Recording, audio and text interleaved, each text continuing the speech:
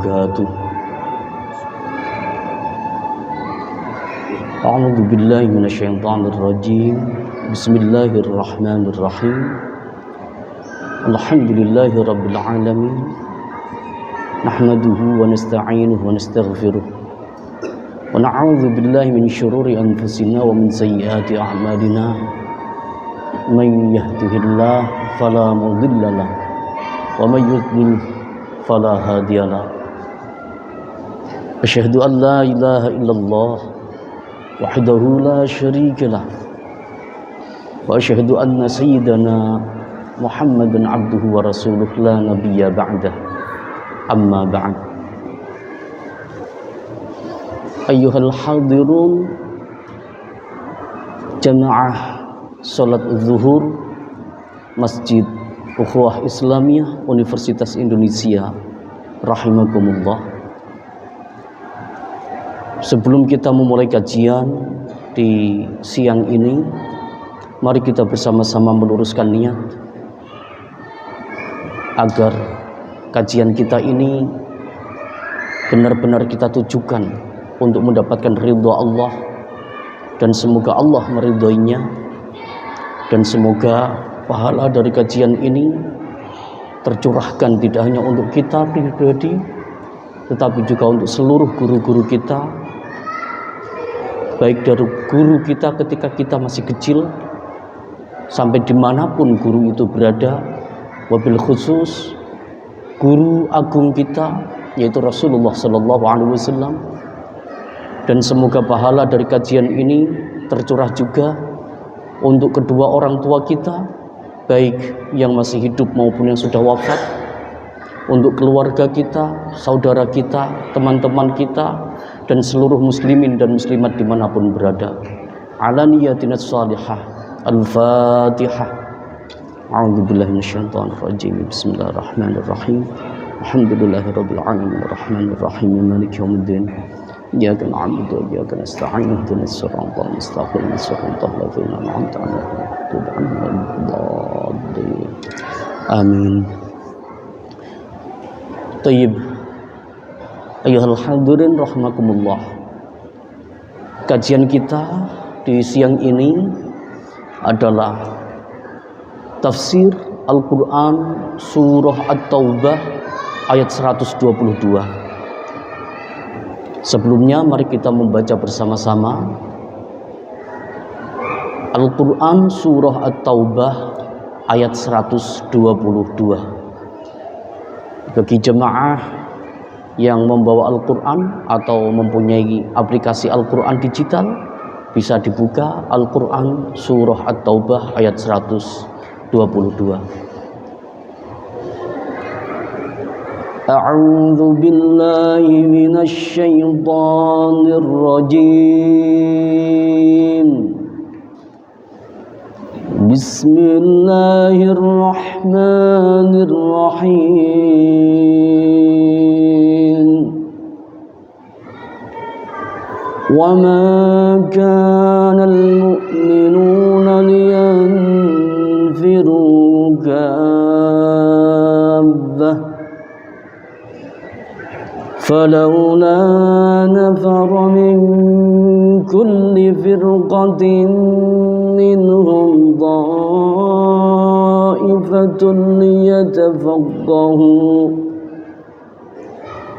ليتفقهوا في الدين ولينذروا قومهم إذا رجعوا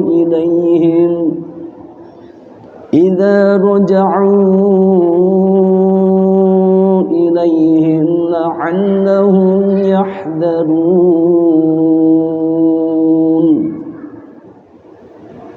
وما كان المؤمنون لينفروا كافة. Tidak sepatutnya seorang mukmin, orang-orang mukmin itu secara keseluruhan pergi untuk berperang.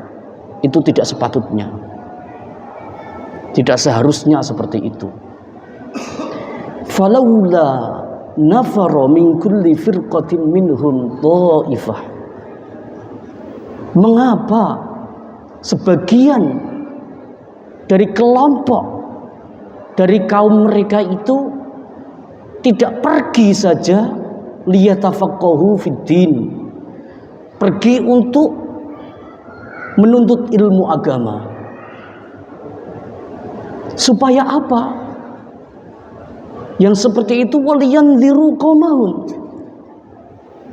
supaya nanti mereka bisa memperingatkan kaum mereka idza ruja'u ilaihim, ketika mereka sudah selesai menuntut ilmu dan kembali ke kaumnya lagi. Mengapa seperti itu? La'allahum yahdharun, supaya kaumnya mereka, supaya orang-orang beriman itu tadi bisa menjaga diri karena mendapatkan ilmu pengetahuan. Ma'asyiral hadirin rahimakumullah. Di dalam kitab Lubabun Naqul fi Asbabin Nuzul karya Imam As-Suyuti, di sana beliau menyebutkan bahwa ayat tersebut tadi yang kita baca bersama-sama tadi itu merupakan firman Allah yang sengaja Allah turunkan kepada satu komunitas yang berada di Madinah.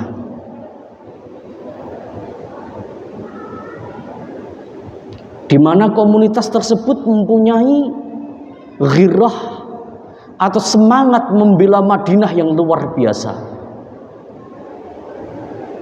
Diriwayatkan oleh Abdullah ibnu Abbas radhiyallahu anhuma dan Ibnu Abi Hatim,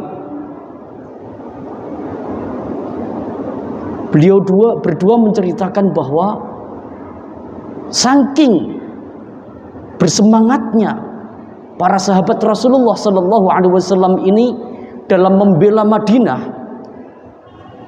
maka ketika Rasulullah Sallallahu Alaihi Wasallam menyiarkan bahwa ternyata di dalam Madinah ini ada pengkhianat-pengkhianat yang berusaha merongrong Madinah dari belakang. Oleh karena itu kemudian Rasulullah memerintahkan agar seluruh sahabatnya pergi untuk memerangi para perongrong tersebut. Maka dengan mendapatkan seruan dari Rasulullah Sallallahu Alaihi Wasallam ini, kemudian apa? Semua sahabat pada pergi, sehingga turunlah Al-Quran surah At-Taubah ayat 122 ini, yang intinya ya tidak seperti itu. Kalau membuktikan cinta Madinah nggak seperti itu. Nggak harus semuanya pergi perang, tidak. Tetapi kalau kalian cinta Madinah, itu bagi-bagi saja. Ada yang pergi berperang, tetapi jangan sampai melupakan kewajiban untuk menuntut ilmu. Jadi dari mafhum dari ayat ini kita memperoleh gambaran bahwa di sini ada dua tugas besar di dalam mempertahankan suatu negara, yaitu apa? Angkatan perang dan ilmu pengetahuan. Namun dua tugas besar ini tidak menandakan bahwa tugas di dalam suatu negara itu hanya angkatan perang dan menuntut ilmu saja. Di dalam ilmu balaghah, gaya bahasa seperti ini itu disebut dengan majaz, bara'atul hilal, di mana di sini Allah menyebutkan dua komponen, yang dua komponen ini sebenarnya mewakili komponen-komponen yang lain. Jadi angkatan perang dan ilmu pengetahuan ini mewakili tugas-tugas dalam membela negara, mewakili tugas-tugas yang lain.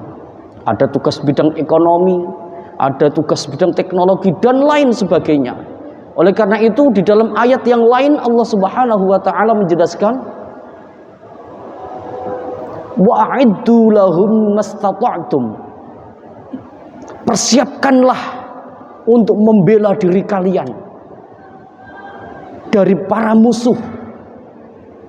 Persiapkanlah apa yang kalian mampu, apa yang kalian punyai untuk membela diri kalian. Oleh karena itu tidak heran ma'asyiral hadirin rahimakumullah bahwa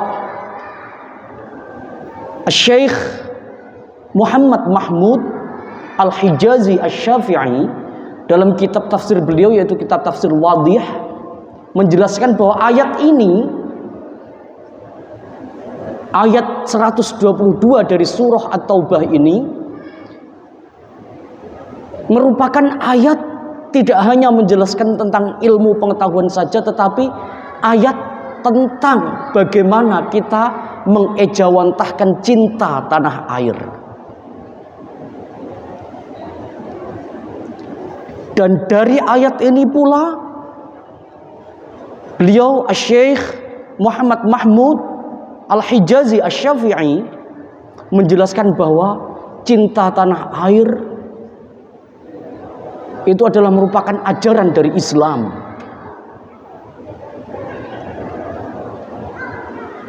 Dan ma'asyiral hadirin, kalau kita buka sirah nabawiyah, kalau kita buka bagaimana hadis-hadis Rasulullah Shallallahu Alaihi Wasallam, di situ kita akan menjelaskan bahwa betapa Rasulullah Shallallahu Alaihi Wasallam itu mencintai tanah air beliau. Dimanapun beliau berada, beliau selalu mencintai tanah air beliau. Ketika beliau berada di Makkah, Rasulullah itu sangat mencintai Makkah, sehingga ketika beliau terpaksa harus meninggalkan Makkah karena diusir oleh kaum beliau, beliau mengucapkan satu kata-kata yang sangat menyentuh. Yang kata-kata itu diucapkan oleh beliau kepada tempat yang bernama Makkah. Diriwayatkan oleh sahabat Abdullah ibn Abbas radhiyallahu anhuma bahwa Rasulullah Shallallahu Alaihi Wasallam ketika beliau hendak pergi meninggalkan Makkah karena beliau diusir oleh kaumnya, hendak dibunuh, maka beliau Rasulullah Shallallahu Alaihi Wasallam berkata kepada Makkah seperti ini, ma'at yabuki min baladin wa ahabbaki ilayya walaula anna qaumi akhrajuni minki ma sakantu ghairaki. Hadis ini diriwayatkan oleh Al-Imam At-Tirmidzi hafizahullah. Sabda Rasulullah ini yang beliau tujukan untuk Makkah ini artinya adalah ma'atiyabuki min baladin, Makkah, wahai Makkah, sungguh betapa indahnya dirimu, wa ahabbuki ilayya, dan sungguh betapa aku mencintaimu Makkah, walaula anna qaumi, seandainya kaumku, walaula anna qaumi akhrajuni, seandainya kaumku tidak mengusir aku dari kamu, maka masakantu ghairaki, aku tidak akan pernah tinggal di tempat lain kecuali hanya di tempatmu ini Makkah. Ungkapan beliau yang begitu puitis ini, yang beliau tujukan untuk Makkah ini, menandakan betapa beliau mencintai Makkah. Dan cinta itu terus berulang sampai hingga ketika beliau sampai di Madinah. Sesekali beliau merindukan Makkah, dan ucapan itu beliau ulangi lagi dengan redaksi yang lain, sehingga diriwayatkan oleh sahabat Abdullah bin Adi, beliau meriwayatkan bahwa Rasulullah Shallallahu Alaihi Wasallam ketika rindu dengan Makkah, ketika beliau sudah berada di Madinah, itu Rasulullah Shallallahu Alaihi Wasallam mengucapkan syair, mengucapkan lirik lagi kepada Makkah. Apa yang beliau katakan? Beliau mengatakan,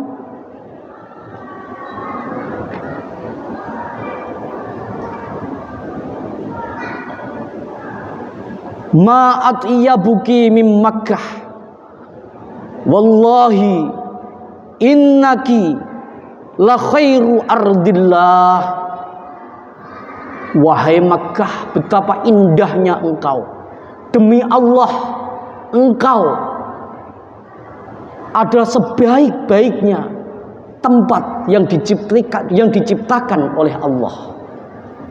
Betapa cintanya Rasulullah kepada Makkah, sehingga ketika beliau pindah ke Madinah, beliau masih selalu merindukan Makkah.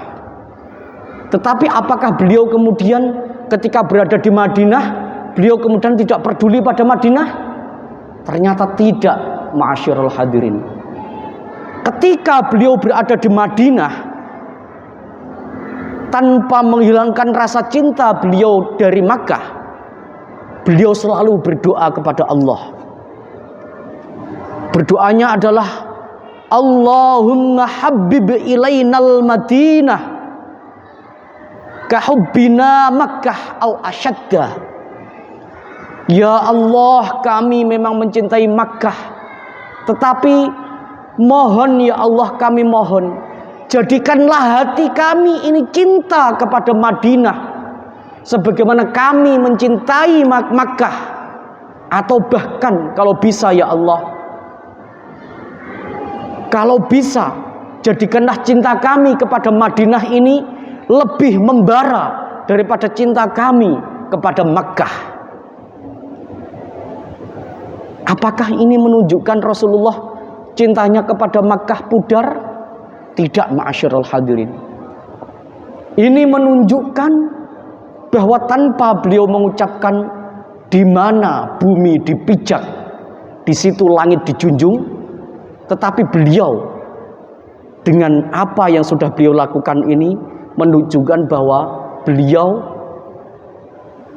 sangat menyetujui istilah ungkapan di mana bumi dipijak, di situ langit dijunjung. Yang artinya dimanapun kita berada, di tempat itulah, tempat itu yang harus kita sayangi, tempat itu yang harus kita cintai. Oleh karena itu, berdasarkan ayat-ayat ini tadi dan berdasarkan hadis-hadis Rasulullah SAW tadi, dan berdasarkan sirah kehidupan Rasulullah SAW tadi, Hadratus Syekh Hasyim Asy'ari beliau mencanangkan apa? Hubbul waton minal iman. Bahwa cinta tanah air itu adalah sebagian dari iman. Dan luar biasanya yang mempunyai istilah hubbul waton minal iman itu hanya di Indonesia saja. Oleh karena itu tidak heran ketika beberapa bulan setelah proklamasi kemerdekaan Indonesia, ketika sekutu ingin menghancurkan Indonesia, beberapa bulan setelah kemerdekaan Indonesia, maka Hadratus Syekh Hasyim Asy'ari beliau mengumpulkan para ulama mengumpulkan para kiai untuk diajak berembuk, untuk diajak bahsul masail, bagaimana sikap kita menghadapi ancaman mereka yang ingin menghancurkan Indonesia ini, yaitu para sekutu yang sudah diboncengi oleh Belanda. Apa yang perlu kita lakukan setelah 1 hari 1 malam para ulama dan para kiai yang dipimpin oleh Hadratus Syekh Hasyim Asy'ari ini bahsul masail? Maka kemudian dikeluarkanlah satu hasil, yaitu di tanggal 22 Oktober, tepat di hari ini, tapi di tahun 1945 dikeluarkanlah yang namanya resolusi jihad, yang dimana resolusi jihad ini intinya adalah bahwa mempertahankan kemerdekaan Indonesia, mempertahankan NKRI itu merupakan kewajiban syar'i bagi seluruh umat Islam dimanapun berada. Oleh karena itu, ma'asyiral hadirin, dari resolusi jihad ini kemudian muncullah banyak sekali laskar. Salah satunya yang terkenal adalah Laskar Hizbullah, yang dari laskar-laskar ini, dari kekuatan-kekuatan rakyat ini, dari kekuatan santri ini, kemudian melakukan serangan bahu-membahu mempertahankan Indonesia.